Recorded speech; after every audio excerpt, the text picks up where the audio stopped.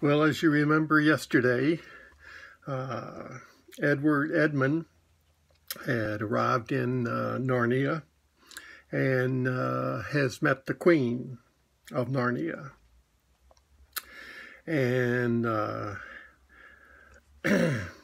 she had said, not know the Queen of Narnia? Ha! You shall know us better hereafter. But I repeat, what are you? Please, your majesty, said Edmund, I don't know what you mean.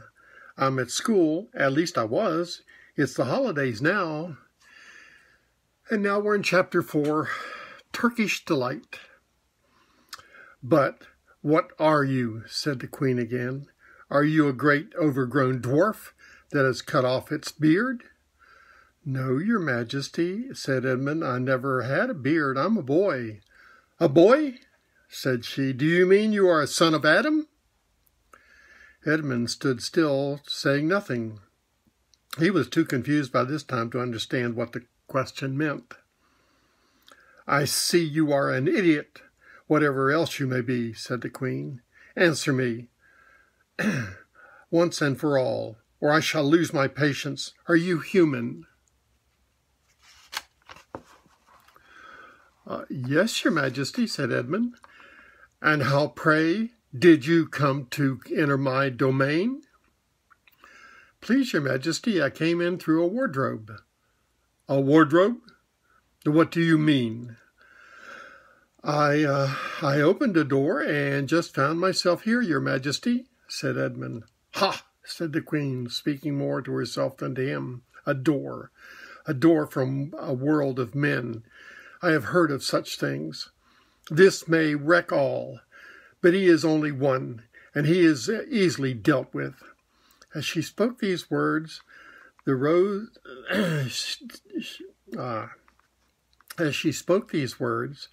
rose from her seat and looked Edmund full in the face. Her eyes flaming at the same moment, she raised her wand. Edmund felt sure that she was going to do something dreadful, but he seemed unable to move.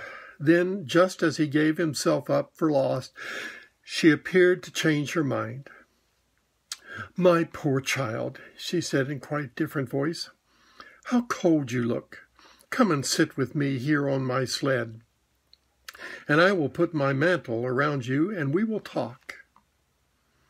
Edmund did not like this arrangement at all, but he dared not disobey.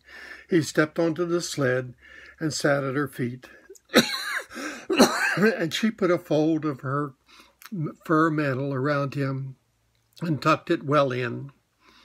Perhaps something hot to drink, she said the queen. Shouldn't you like that? Yes, please, your majesty, said Edmund, whose teeth were chattering. The queen took from somewhere among her wrappings a very small bottle, which looked as if it were made of copper. Then, holding out her arm, she let one drop fall from it on the snow beside the sled. Edmund saw the drop for a second in midair, shining like a diamond. But the moment it touched the snow, there was a hissing sound, and there stood a jeweled cup full of something that steamed. The little dwarf immediately took this and had handed it to Edmund with a bow and a smile. Not a very nice smile. Edmund felt much better as he began to sip the hot drink. It was something he had never tasted before, very sweet and foamy and creamy. It warmed him right down to his toes. It is dull, son of Adam, to drink without eating, said the queen presently. What would you like to eat?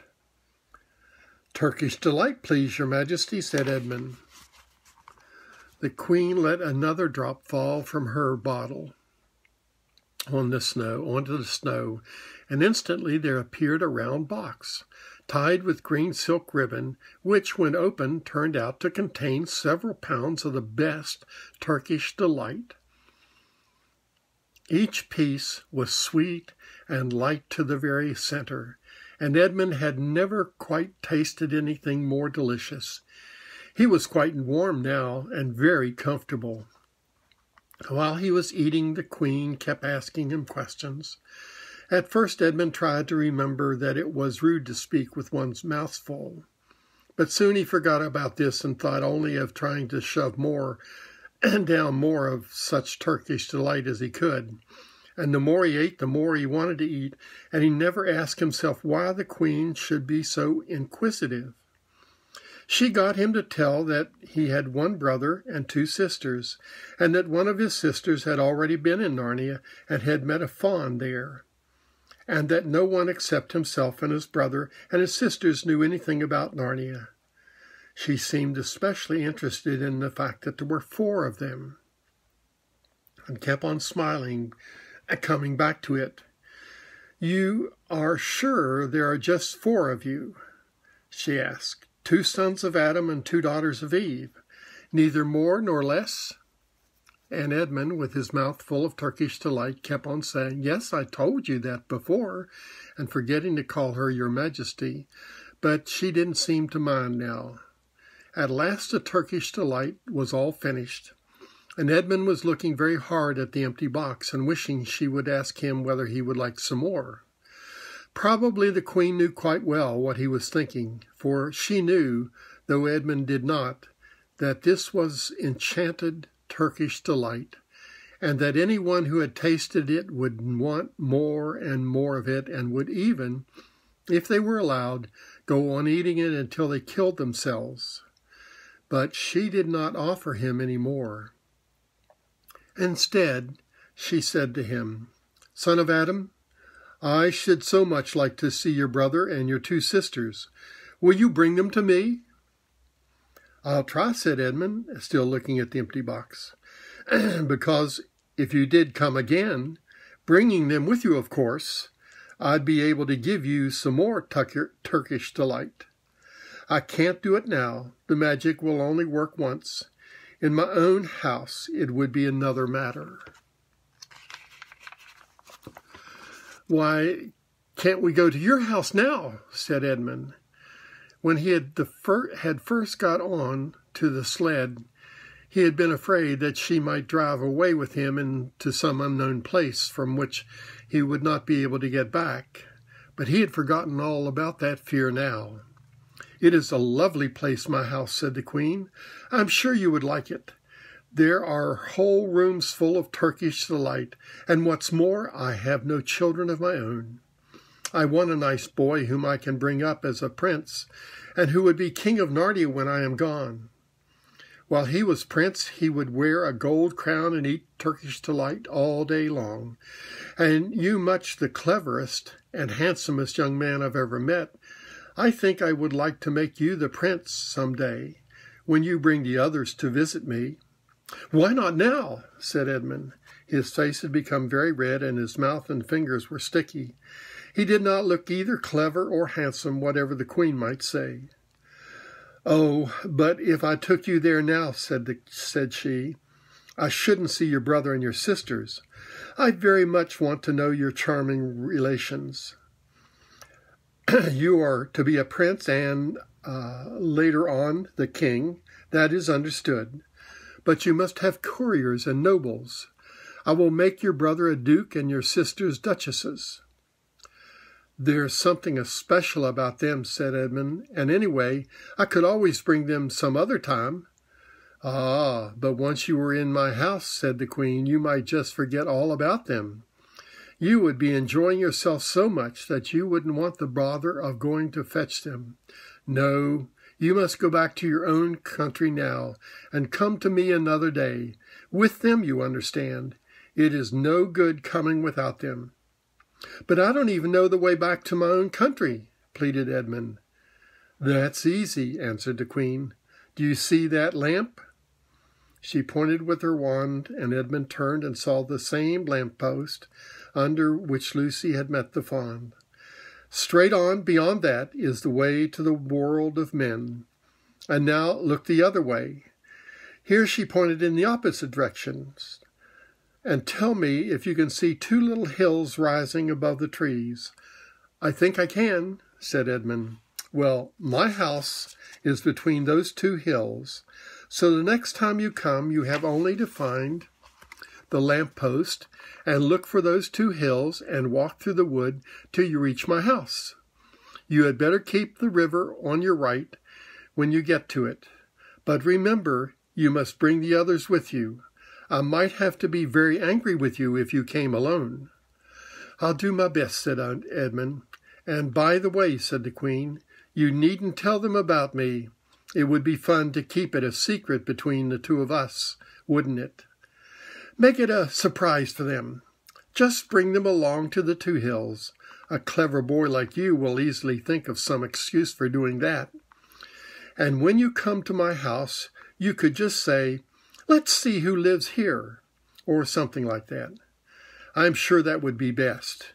If your sister has met one of the fawns, she may have heard strange stories about me, nasty stories, that might make her afraid to come to me. Fawns will say anything, you know, and now—" "Please, please," said Edmund suddenly, "please, couldn't I have just one piece of Turkish delight to eat on my way home?" "No, no," said the Queen with a laugh. "You must wait till next time." While she spoke, she signaled the dwarf to drive on. But as the sled swept away out of sight, the Queen waved to Edmund, calling out, next time, don't forget, come soon."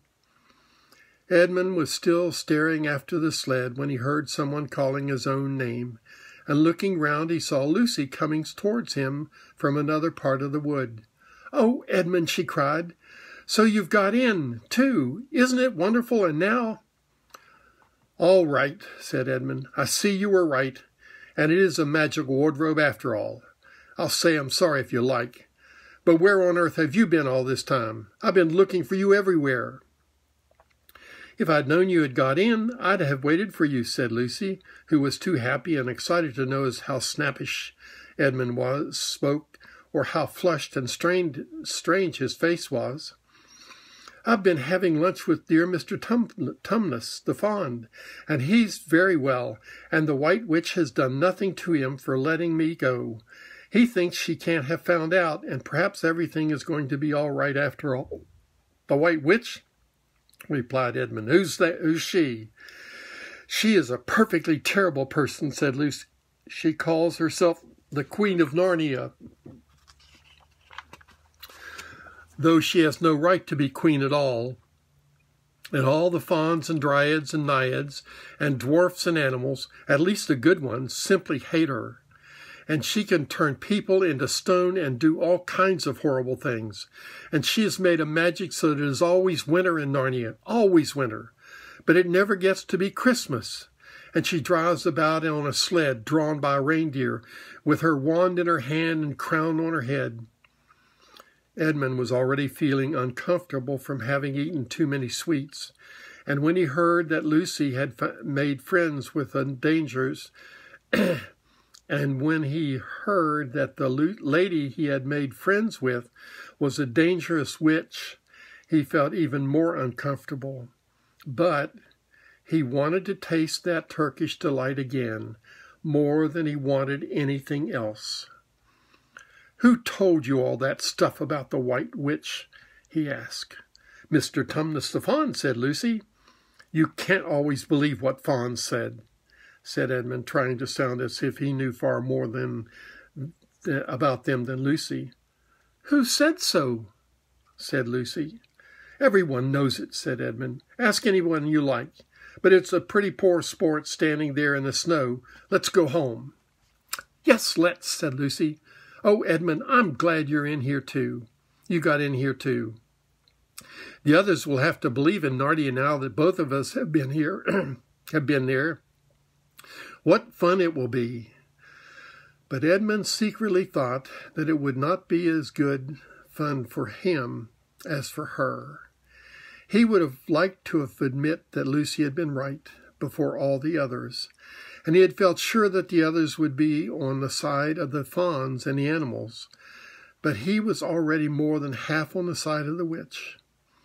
He did not know what he would say, or how he would keep his secret once they were all talking about Narnia. By this time they had walked a good way. Then suddenly they felt coats around them, instead of branches, and next moment they were both standing outside the wardrobe in the empty room. "I say," said Lucy, "you do look awful, Edmund. Don't you feel well?" "I'm all right," said Edmund, but this was not true. He was feeling very sick. "Come on then," said Lucy. "Let's find the others. What a lot we shall have to tell them, and what wonderful adventures we will have now that we're all in it together." Which brings us to Chapter 5, Back on This Side of the Door. And we'll pick up on that tomorrow. Have a great day. Love you all. Bye-bye.